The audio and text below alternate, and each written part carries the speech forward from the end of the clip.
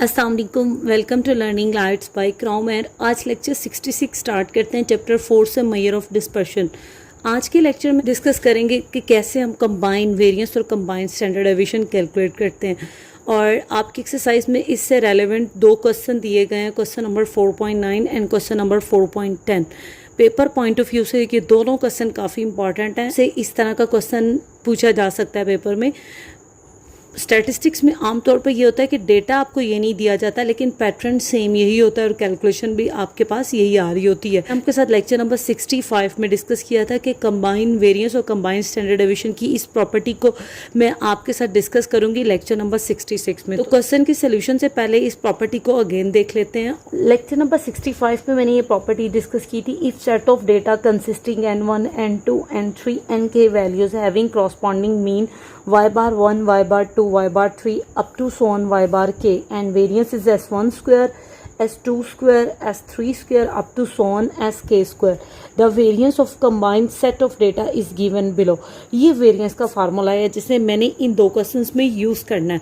आपके पास SC square का मतलब कंबाइन वेरिएंस, ये स्क्वायर है तो वेरिएंस, अगर स्क्वायर ना होता तो कंबाइन स्टैंडर्ड डेविएशन। अब कंबाइन वेरिएंस का मेरे पास फार्मूला है is equal to summation n i आपके पास क्या है, मीन्स आप कितने डिस्ट्रीब्यूशन प्रोवाइड किए गए हैं। तीन किस्म के डिस्ट्रीब्यूशन है, तो इन तीनों में इस चीज़ को सम अप करना है आपने। देखें n i into s i square plus y bar i minus y bar c का whole square divided by summation n i. Formula note कीजिएगा, क्वेश्चन नंबर 4.9 और क्वेश्चन नंबर 4.10 में यूज़ करेंगे। और इसमें आप देख रहे हो कि आपको वाई बार सी चाहिए। ये वाई बार सी क्या होता है, where Y bar C is a combine arithmetic mean and calculated as, और आपके पास ये वाई बार सी का कॉलम दिया गया है। काइंडली इस प्रॉपर्टी का स्क्रीनशॉट ले लें। नेक्स्ट क्वेश्चन आपके पास question number 4.9। Question number 4.9 and the mean of a set of 10 values is 25.2 and its standard deviation is 3.72. For another set of 15 values, the mean and standard deviation are 25.2 and 4.05 respectively. Find the combined standard deviation of the 25 values taken together. Get the mean of in values. आपको पता है कि statistics में आप values को किस n से represent करते हो, आप वैल्यूज को, और n आपके पास क्या है 10। लेकिन आप देख रहे हो आपको एक और डेटा दिया गया और another set of 15 values means दो किस्म का डेटा या दो फ्रीक्वेंसी डिस्ट्रीब्यूशन से डेटा लेके आपको वैल्यूज दी गई हैं। तो देखें आपके पास इस वाले फर्स्ट डेटा को मैं कंसिडर करती हूँ N1, वो आपके पास क्या है 10। इन 10 वैल्यूज़ का उसने खुद से आपको बताया मीन क्या है 25.2। अब आपकी मर्ज़ी है, आप मीन को रिप्रेजेंट कर दो x बार 1 से या y बार 1 से, इट्स अप टू यू। मैं लिख रही हूँ x बार 1 वो क्या है 25.2, और आगे इसने आपको बताया है it's standard deviation is 3.72 mean ये 10 वैल्यूज़ वाले डेटा का स्टैंडर्ड डेविएशन क्या है 3.72। अब आप बताओ स्टैंडर्ड डेविएशन को किस से रिप्रेजेंट करते हो। स्टैंडर्ड डेविएशन को आप S से रिप्रेजेंट करते हो, कैपिटल S से, और ये पहला डेटा है तो ये आ जाएगा S1 इज इक्वल टू 3.72। हम कर लिया। For another set of 15 values, एक और सेट आपको दिया गया है, उसमें कितनी वैल्यूज़ हैं 15, इससे कह दो N2। इन 15 वैल्यूज़ हैं the mean and standard deviation. ये चीज़ मैंने आपके साथ काफ़ी बार डिस्कस की है कि मीन एंड स्टैंडर्ड डेविएशन जब आपके साथ रिस्पेक्टिवली हो तो इसमें स्टेट मीन क्या होगा, मीन आपके पास न्यूमेरिक से पहले मीन लिखा हुआ है, mean x bar 2 is equal to and से पहले है ना, तो इधर भी एंड से फर्स्ट वाली वैल्यू मीन की होगी, वो क्या है 25.2। नेक्स्ट आपको स्टैंडर्ड डेविएशन दिया हुआ है मीन S2 आपके पास क्या आ रहा है 4.05। आपको कहा गया find the combined standard deviation of the 25 values taken together. देखें 10 प्लस 15 आपके पास 25 आता है, तो इसने कहा कि इन 25 वैल्यूज़ का combined standard deviation find out करो। मीन आपने क्या कैलकुलेट करना है, आपने SC कैलकुलेट करना है। इसमें सारा क्वेश्चन बेस कर रहा है इस फार्मूला कर लिया। मैं इसकी जगह पे ना ये फार्मूला लिख देती हूँ क्योंकि मैंने अब साथ साथ आपको फार्मूला एक्सप्लेन करना है। फार्मूले में सबसे पहले क्या चाहिए आपको, y बार c चाहिए। आपने क्योंकि डेटा में x लिया था तो आपको कंबाइन अर्थमेटिक मीन चाहिए, तो आपको कंबाइन अर्थमेटिक मीन का फार्मूला आना चाहिए। हम लिखेंगे द कंबाइन अर्थमेटिक मीन इस, आपने x वैल्यूज़ कही है तो कंबाइन अर्थमेटिक मीन को आप रिप्रेजेंट करोगे x बार c से, और आपको पता है x बार c तो कैलकुलेट करना कोई मुश्किल काम नहीं है। x बार c आपके पास आ जाएगा फर्स्ट डेटा n1, इसके साथ मल्टीप्लाई कर दो इसके अर्थमेटिक मीन को जो कि x बार 1 है, प्लस n2 इसके साथ मल्टीप्लाई कर दो x बार 2 को। अब आपके पास तीसरा कोई डेटा नहीं है तो डिवाइज़र में आपके पास आ जाएगा n1 प्लस n2। तो अब आप देखो n1 आपके पास क्या है 10, और इन 10 वैल्यूज़ का अर्थमेटिक मीन आपको दिया था 25.2, प्लस n2 आपके पास है 15, और इन 15 वैल्यूज़ का अर्थमेटिक मीन आपको दिया था 25.2। क्योंकि डिवाइज़न में n1 प्लस n2 आता है तो n1 है 10 और n2 है आपके पास 15। तो देखते हैं कि x बार c क्या आ रहा है हमारे पास। जब आप 25.2 को मल्टीप्लाई करते हो ना 10 से, आपके पास आता है 252। नेक्स्ट आपने 25.2 से मल्टीप्लाई करना है 15 को, 25.2 मल्टीप्लाई बाय 15, ये आपके पास आ रहा है 378 डिवाइडेड बाय 10 प्लस 15 आपके पास आता है 25। 378 पे प्लस करें 252, ये आपके पास आ रहा है 630। 630 को अब डिवाइड कर देना 25 से, 630 डिवाइडेड बाय 25, ये आपके पास आया 25.2। तो कंबाइन अर्थमेटिक मीन आपने फाइंड आउट कर लिया। इससे आप लिख लो कि x बार c आपके पास आ गया 25.2। अब ये जो मैंने फार्मूला यहाँ लिख के रखा हुआ है उसमें हमने इस चीज़ को फाइंड आउट करना है। नोटेशन में ये जो आ रहा है आई मीन आपने पहले सैंपल के लिए करना है, फर्स्ट सैंपल के लिए, फिर आपने यही चीज़ कैलकुलेट करनी है सेकंड सैंपल के लिए, ठीक हो गया। और फिर आपने इन दोनों सैंपल्स के रिजल्ट को प्लस कर देना। बेहतर हम सीख सकते हैं किससे, डिस्ट्रीब्यूशन के थ्रू। आपने क्या लिखना है, सबसे पहले तो आप लिखो कि आपके पास n क्या था, n था आपके पास 10, फिर n आपके पास क्या था 15। अब इस चीज़ के रिज़ल्ट को हम by using distribution easily find out कर सकते हैं। आप लिखो पहले n का कॉलम, n क्या है 10 और फिर क्या है 15, मीन पहली वैल्यूज़ या फर्स्ट डेटा आपके पास 1 चल रहा है। इस फर्स्ट डेटा का आपके पास मीन क्या आया था, मीन लिख लो, मीन x बार आए वो था आपके पास 25.2 और सेकंड आपके पास था 25.2। नेक्स्ट आपको क्या दिया था, आपको दिया गया है स्टैंडर्ड डेविएशन, आप लिखो SI, और ये फर्स्ट आपके पास 3.72 और सेकंड आपके पास क्या है 4.05। ये चीज़ें आपको क्वेश्चन में गिवन की गई हैं। आपने कैलकुलेट क्या करना है, आपने y bar I mean first arithmetic mean से माइनस कर देना कंबाइन अर्थमेटिक मीन। तो अब आप देखो आपके पास अर्थमेटिक मीन को आपने किससे शो किया था, x बार आई से। मैं यहाँ लिखूँगी x bar i minus x bar c, और आप देख रहे हो फार्मूले में आपको इस चीज़ का क्या चाहिए, स्क्वायर चाहिए। तो ये मेरे पास आ जाएगा स्क्वायर। अब देखो ये चीज़ कैलकुलेट कर लोगे ना आप, इसमें अब आपने प्लस क्या करना है SI स्क्वायर। आपको पता है SI स्क्वायर क्या है, ये वेरिएंस है आई वैल्यूज़ का। तो मैं यहाँ लिखूँगी SI square plus x bar i minus x bar c का होल स्क्वायर। इतना ही वैल्यूज़ हमने फाइंड आउट की। अब आपने क्या करना है, ये जो रिज़ल्ट आया होगा इसको किससे मल्टीप्लाई करना है, NI से। तो मैं अगला हेडिंग दूंगी NI multiply by SI square plus x bar I minus x bar c का होल स्क्वायर। ये यहाँ पे मैंने वैल्यू लिख ली, ठीक हो गया। फार्मूला स्टिल आपके सामने मौजूद है, यानी कि पहले अर्थमेटिक मीन में से माइनस कर दो कंबाइन अर्थमेटिक मीन।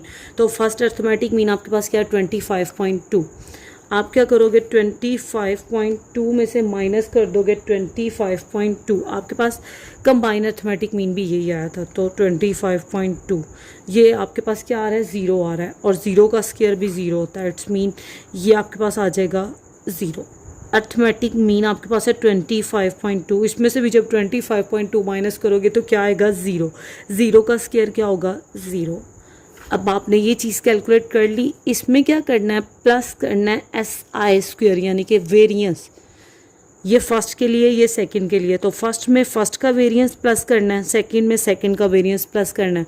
अब आप देख रहे हो ये आपको वेरिएंस नहीं दिया गया, ये आपको 3.72 यानी कि स्टैंडर्ड डेविएशन है SI। आपको क्या करना है वेरिएंस कैलकुलेट करना है, तो ये आपके पास आ जाएगा 3.72 का होल स्क्वायर, 3.72 का होल स्क्वायर प्लस 0। तो देखते हैं कि ये क्या आता है 3, ये आपके पास है 13.8384, मैं इसे कंसिडर कर रही हूँ 13.84। सेकंड क्या करना है इस 0 में प्लस करना है इसका वेरिएंस, लेकिन ये स्टैंडर्ड डेविएशन है तो मैं वेरिएंस कैलकुलेट कर लेती हूँ। 4.05 को स्क्वायर अप करो तो ये वेरिएंस आ जाता है प्लस 0। तो ये देखिए आपके पास आ रहा है 4.05 का होल स्क्वायर है 16.40, ये आपके पास आ जाएगा 16.40। अब आप देखें आपने ये कैलकुलेशन कर ली, आपने इसको मल्टीप्लाई किससे करना है NI से। तो फर्स्ट में को फर्स्ट के NI से मल्टीप्लाई 13.84 को आप मल्टीप्लाई करोगे, इसको आप मल्टीप्लाई कर दोगे 10 से, तो ये आपके पास आ रहा है 138.4। सेकंड आपके पास है 16.40, इसको आपने मल्टीप्लाई किससे करना है क्योंकि ये वैल्यू मल्टीप्लाई हुई है NI से, इसको आपने मल्टीप्लाई करना है 15 से, तो ये आपके पास आ रहा है 246। अब आप देखो आपको सम किसका चाहिए, देखें सम आपको चाहिए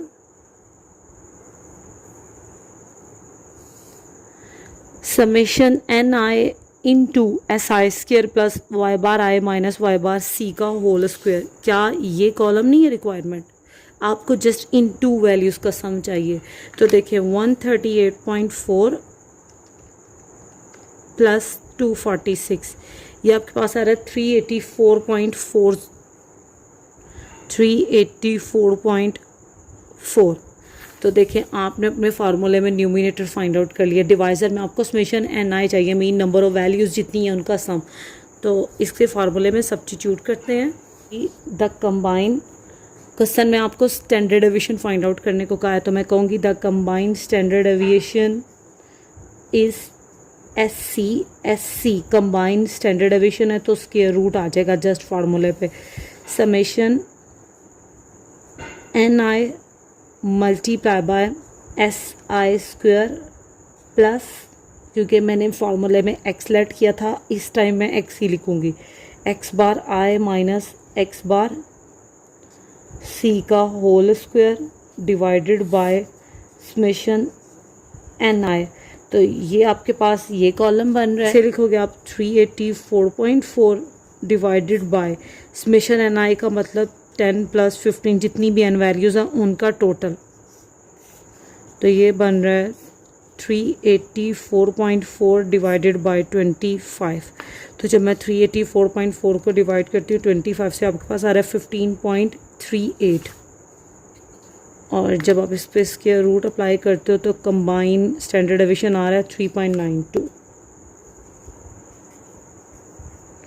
SC इज इक्वल टू 3.92। तो ये था आपके पास कंप्लीट सॉल्यूशन क्वेश्चन नंबर 4.9 का। नेक्स्ट क्वेश्चन देख लेते हैं, क्वेश्चन नंबर 4.10। क्वेश्चन नंबर 4.10 आपको कहा गया for a group of 50 boys, mean boys का ग्रुप दिया हो गया है 50, the mean score and the standard deviation of scores on a test are 59.5 and 38.38 respectively. पहले तो इतनी स्टेटमेंट को उतार लेते हैं। अब आप देखें आपको बॉयज़ और नेक्स्ट गर्ल्स का ग्रुप दिया गया, अगर आप बॉयज़ को सब्सक्रिप्ट में 1 लिखते हो तो फिर गर्ल्स को आपको क्या लिखना पड़ेगा, 2 लिखना पड़ेगा। ठीक हो गया, इसमें कोई कन्फ्यूजन नहीं है। आप चाहो तो आप बॉयज़ को सब्सक्रिप्ट में 2 मेंशन कर सकते हो और गर्ल्स को सब्सक्रिप्ट में 1 मेंशन कर सकते हो। इट्स मीन मैं यहाँ मेंशन भी कर देती हूँ कि मैं बॉयज़ को कंसिडर कर रही हूँ पॉपुलेशन फर्स्ट और गर्ल्स को मैं कंसिडर कर रही हूँ पॉपुलेशन 2 बॉयज़। तो ये 50 बॉयज़ क्या हो गए, N1 is equal to 50। The mean and standard deviation, तो मीन आपके पास क्या है, x⁻1 which is equal to 59.5 and the standard deviation mean S1 is equal to 8.38। क्या इतनी स्टेटमेंट हमने पिक कर ली है।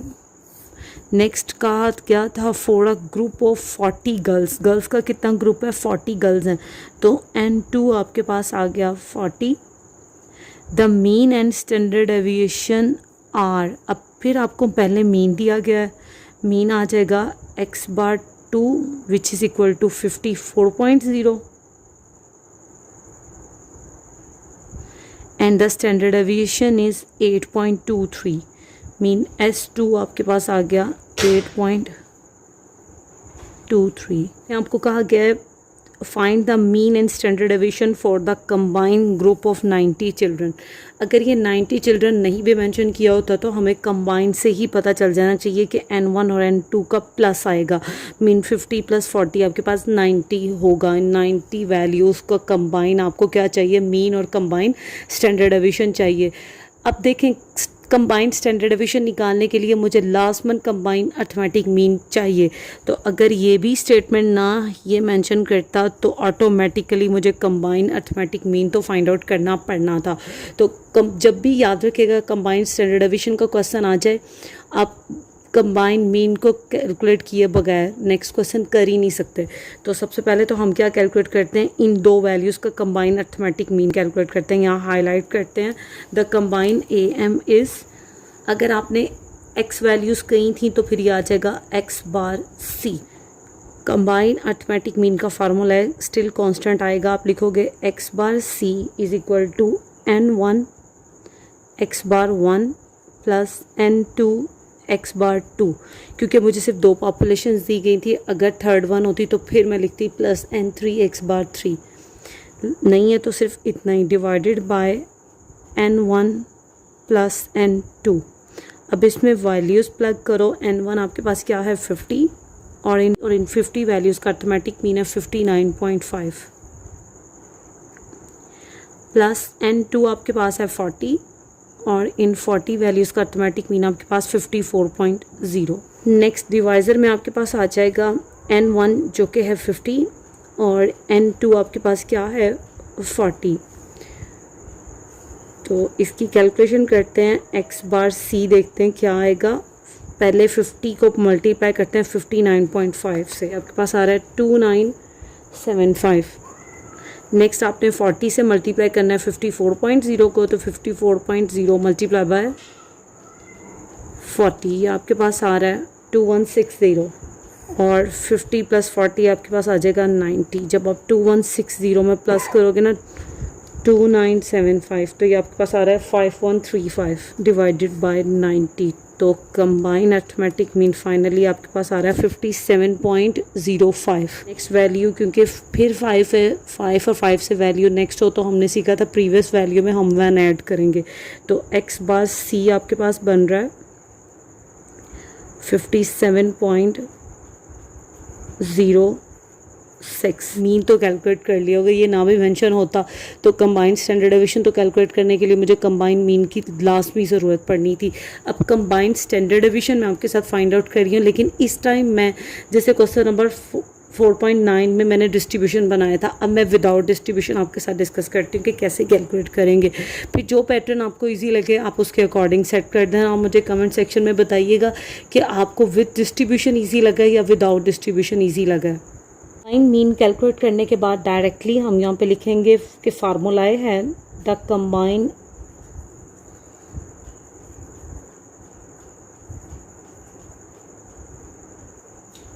स्टैंडर्ड डेविएशन इज SC, और अगर कंबाइन SC है तो इसके फार्मूले में फिर स्क्वायर रूट आ जाएगा। फार्मूला आपने देखा था कि summation NI multiply by SI square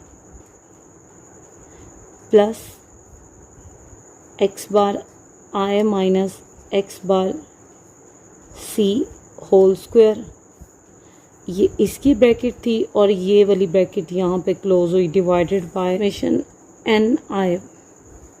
क्योंकि अभी मैंने आपके साथ डिस्कस किया था मैं डिस्ट्रीब्यूशन नहीं बनाऊंगी, तो देखो इस डिस्ट्रीब्यूशन में मैं स्प्लिट कैसे करती हूँ इस चीज़ को। मैं यहाँ पे लिखूँगी SC is equal to summation है तो इसका मतलब होता है प्लस, तो स्क्वायर रूट तो रहेगा कांस्टेंट।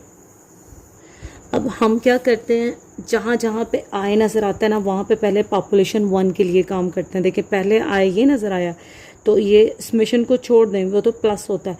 NI का मतलब ये क्या होगा N1 इंटू SI की जगह पे सब्सक्रिप्ट में क्या पुट करना था 1, तो ये आ जाएगा S1 square plus x bar I, तो ये आपके पास आ जाएगा x बार 1 माइनस ये तो कांस्टेंट रहेगा x बार C इसका होल स्क्वायर। ठीक हो गया। अब क्योंकि समेशन लिखा हुआ है तो इसका मतलब अब इसमें प्लस कर दो। अब आप I की जगह पे क्या पुट करोगे, I की जगह पे पुट करोगे 2, तो ये आपके पास फर्स्ट बन रहा है N2 इनटू, अब आप देखो इधर क्या मैंने एक ब्रैकेट मिस नहीं की, x बार 1 माइनस x बार C का होल स्क्वायर, तो ये वाली ब्रैकेट थी, इसकी ब्रैकेट ये यहाँ पे क्लोज हो गई। ठीक हो गया।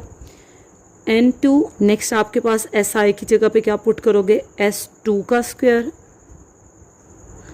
प्लस अब x बार I की जगह पे क्या आ जाएगा, x bar 2 minus x bar C का होल स्क्वायर।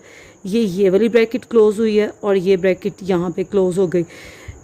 स्क्वायर रूट को एक्सटेंड करते हैं, ये तो न्यूमिनेटर आया, डिवाइज़र में आपके पास क्या आ जाएगा। नेक्स्ट फिर से देखो इस मिशन का मतलब होता है प्लस, लेकिन किस चीज़ का प्लस, NI का प्लस, तो पहले NI की जगह पे सब्स्टिट्यूट करो N1 प्लस N2। अब आप देखो अगर आपको विदाउट डिस्ट्रीब्यूशन इजी लगा तो आपने मुझे लाजमन बताना है कमेंट सेक्शन में। वैल्यूज़ आपके सामने पड़ी हैं, N1 है 50 इंटू S1 स्क्वायर, लेकिन आपके पास S1 है 8.38, आपको क्या चाहिए, इसका स्क्वायर चाहिए, तो लिख लो 8.38 का होल स्क्वायर, फिर प्लस का साइन, x बार 1 आपके पास क्या है 59.5,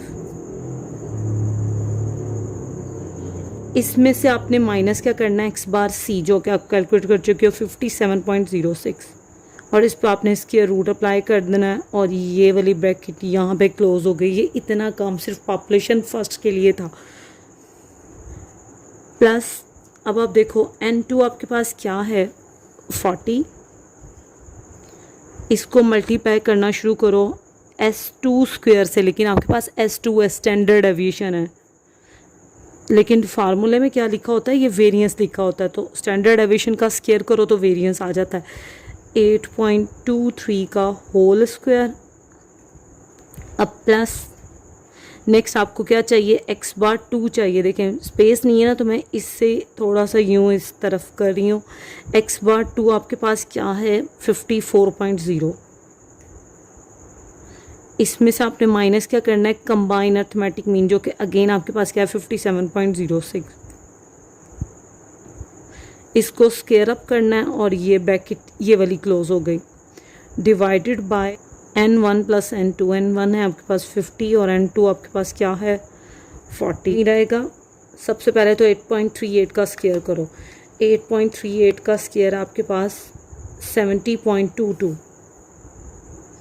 मैं यहाँ पे लिख रही हूँ 70.22। अब इसमें प्लस करना है आपने 59.5 में से आपने माइनस करना है 57.06, तो 57.06, ये आपके पास आ रहा है 2.44।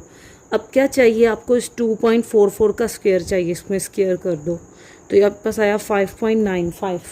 ठीक हो गया, ये मैंने इतना काम कर लिया ये यहाँ तक। अब देखें प्लस का साइन यूं ही, ये है आपके पास 40, 8.23 का स्क्वायर करो, 8.23 का स्क्वायर आपके पास आ रहा है 67.73। अब इसमें भी प्लस करना है आपने, 54.0 में से माइनस करो 57.06, ये आपके पास आया माइनस का 3.06। जब आप इस पर स्क्वायर अप्लाई करोगे ना तो आपके पास आ जाएगा 9.36।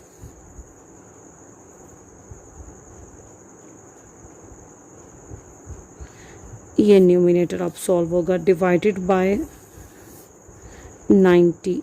तो देखिए नेक्स्ट आपके पास ये बन रहा है S C is equal to square root of 70.22 में पहले प्लस करोगे आप 5.95,